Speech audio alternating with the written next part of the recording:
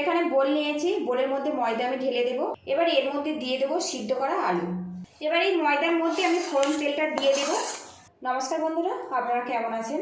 আজকে আমি ময়দার মধ্যে সিদ্ধ আলু দিয়ে দারুণ টেস্টি একটা রেসিপি আপনাদের সাথে শেয়ার করব, যেটা খেতে অসাধারণ আর মুখে দিলেই মিলিয়ে যাবে।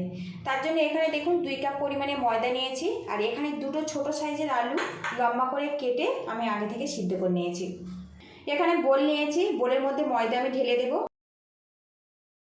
স্বাদ মতো লবণ দিয়ে দেব, ভালো করে এটা মিশিয়ে নেব।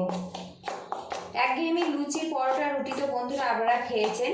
আজকের আলু আর ময়দা দিয়ে রেসিপিটা একবার বানিয়ে দেখতে পারেন, ভীষণ টেস্টি হয় আর একদম কিন্তু নরম তুলতুলেভাবে তৈরি হয়। ভালো করে মিশিয়ে নিয়েছি। এবার এর মধ্যে দিয়ে দেবো সিদ্ধ করা আলু, আবারও ভালো করে মিশিয়ে নেব। অন্যদিকে কড়াটা গরম করে নিয়েছি, এর মধ্যে 2 চামচ পরিমাণে সাদা তেল দিয়ে দিলাম। দিয়ে দেবো 1/2 চামচ পরিমাণে কালো জিরে, দিয়ে দেবো কাঁচা লঙ্কা। ফোড়ন হয়ে গেছে। এবার এখানে দিয়ে দেবো পেঁয়াজ কুচি। একটা বড় সাইজের পেঁয়াজ আমি কুচিয়ে নিয়েছি, সেটাই ব্যবহার করলাম। এখানে পেঁয়াজটা আমি হালকা করে ভাজবো, একটু নরম হলেই গ্যাস লিডটা আমি বন্ধ করে দেবো। আর বন্ধুরা, আমি সবসময় ঘরে থাকা উপকরণ দিয়ে নতুন নতুন রেসিপি শেয়ার করি। আমার রেসিপিগুলো যদি ভালো লাগে প্লিজ বন্ধুরা লাইক, শেয়ার, সাবস্ক্রাইব করে আমাকে একটু সাপোর্ট করবেন। আর রেসিপিটা যদি ভালো লাগে বাড়িতে এইভাবে বানাবেন, আর কেমন হয়েছে কমেন্ট বক্সে জানাবেন। এদিকে দেখুন বন্ধুরা, কথা বলতে বলতে পেঁয়াজটা ভাজা হয়ে গেছে। গ্যাস লিডটা আমি বন্ধ করে দেবো, দিয়ে এটা নামিয়ে নেব। এবার এই ময়দার মধ্যে আমি ফোড়ন তেলটা দিয়ে দেব। আর বন্ধুরা, এই নাস্তা কিন্তু এই ফোড়ন তেলের জন্য কিন্তু অনেক বেশি টেস্টি হয়। ফোড়ন তেলটা কিন্তু এখনও গরম আছে, হালকা করে এইভাবে মাখিয়ে নেব। আর এখানে দেখুন যে কাঁচা লঙ্কাটা আমি ভেজে নিয়েছি, হাত দিয়ে এইভাবে ম্যাশ করে নেব।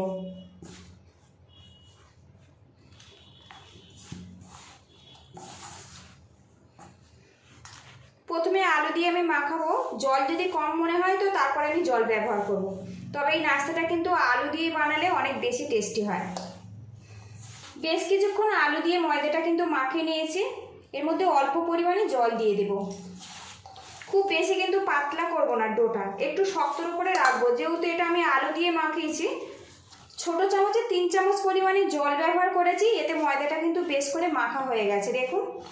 এবার হাত দিয়ে বেশ কিছুক্ষণ এইভাবে ঠেসে ঠেসে মেখে নেব, এতে নাস্তাটা কিন্তু অনেক মসৃণভাবে তৈরি হবে আর খেতে খুব ভালো লাগবে। তবে এই নাস্তা বানাতে গেলে আলুর পরিমাণটা একটু বেশি রাখবেন, নাস্তাটা অনেক টেস্টিভাবে তৈরি হবে। ময়দাটা বেশ কিছুক্ষণ মাখিয়ে নিয়েছি। আর বন্ধুরা, আলু দিয়ে ময়দা মাখানোর পরে গুঁড়ো ময়দা কিন্তু খুব বেশি ব্যবহার করা যাবে না, এতে নাস্তাটা কিন্তু শক্ত হয়ে যাবে, খেতে ভালো লাগবে না। একটা পাত্র দিয়ে ঢেকে রাখবো 10 মিনিটের মতো। ঢাকনাটা খুলে নেব। কিচেন স্ল্যাবে আমি কিন্তু ডোটা নিয়ে নেব। অল্প পরিমাণে কর্নফ্লাওয়ার নিয়েছি, ডোয়ের ওপরে বেশ করে লাগিয়ে এইভাবে মাখিয়ে নেব। এতে করে হাতে আর কোনো রকমভাবে কিন্তু জড়াবে না। এবারে এখান থেকে আমি ছোট ছোট করে লেচি কেটে নেব, একদম ছোট সাইজ করে কাটছি এখানে।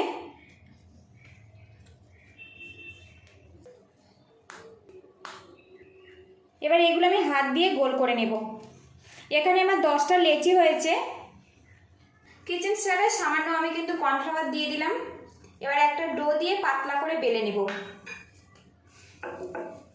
দেখুন এইরকম ছোট করে বেলে নিয়েছে। আরও একটা ডো নিয়েছি, একইভাবে বেলে নেব। আরও একটা বেলে নিয়েছি, এইভাবে কয়েকটা বেলে নেব। সবগুলো কিন্তু লুচির আকার করে আমি বেলে নিয়েছি। এবার এখানে আরও একটা লুচি নিয়েছি, এই লুচির ওপরে এইভাবে জুড়ে দেব, দিয়ে চারিদিকটা এইভাবে মুড়ে দেব যাতে না খুলে যায়। এখন দেখুন বেশ করে কিন্তু জুড়ে নিয়েছি। সামান্য পরিমাণে কর্নফ্লাওয়ার দিয়ে দিলাম। এবার এটা পাতলা করে বেলে নেব, যতটা সম্ভব পাতলা করে এটা বেলতে হবে। নাস্তাটা আমি গোল আর পাতলা করে বেলে নিয়েছি। তো দেখুন এইরকম পাতলা করে বেলে নিয়েছি। এইভাবে সবগুলো আমি রেডি করে নেব। অন্যদিকে তাওয়া গরম করে নিয়েছি, এবার এর মধ্যে নাস্তাটা আমি দিয়ে দেব। হালকা হালকা দেখুন নাস্তার কালারটা কিন্তু চেঞ্জ হয়ে গেছে। এবার উল্টে দেব, আবার উল্টে দেব, এইভাবে উল্টে পাল্টে সেঁকে নেব। এতে করে কিন্তু প্রায় 60% নাস্তাটা আমার রেডি হয়ে যাবে। এবারে এখানে দেখুন অল্প পরিমাণে বাটার নিয়েছি, এর মধ্যে আমি দিয়ে দেব। বাটার দেওয়ার পরে কিন্তু গ্যাসের রেটটা একদম কমে রাখতে হবে। আবারও সামান্য পরিমাণে বাটার দিয়ে দেব। বন্ধুরা দেখুন কালারটা কত সুন্দর এসে গেছে। বাটার দিয়ে নাস্তাটা ভাজার জন্য বন্ধুরা খুবই কিন্তু টেস্টি হয়, সাথে কিন্তু খুবই সুন্দর একটা গন্ধ বেরিয়ে আসে। উল্টে পাল্টে একটা নাস্তা কিন্তু আমার রেডি হয়ে গেছে। আর লুকিংটা দেখুন বন্ধুরা। তার মধ্যে আরও একটা নাস্তা দিয়ে দেব, আবারও উল্টে দেব। এইভাবে সবগুলো নাস্তা রেডি করে ফেরত আসছে। সবগুলো নাস্তা আমি কিন্তু ভেজে নিয়েছি বন্ধুরা। আর বাটার দিয়ে সেঁকার জন্য কিন্তু খুব সুন্দর একটা গন্ধ বেরিয়ে আসছে। একটা নাস্তা আপনাদেরকে দেখাবো কতটা নরম তুলতুলেভাবে রেডি হয়েছে। ওপরেরটাতে খুবই গরম আছে, ভিতর থেকে একটা পরোটা আমি নিয়ে আপনাদেরকে দেখাচ্ছি। তো বন্ধুরা লুকিংটা দেখুন কি সুন্দরভাবে তৈরি হয়েছে দেখুন। আর একদম কিন্তু নরম তুলতুলে, খুবই টেস্টি আর একদম নরম তুলতুলে দেখুন। এইভাবে বানালে কিন্তু বারবার বানানোর রিকোয়েস্ট করবে।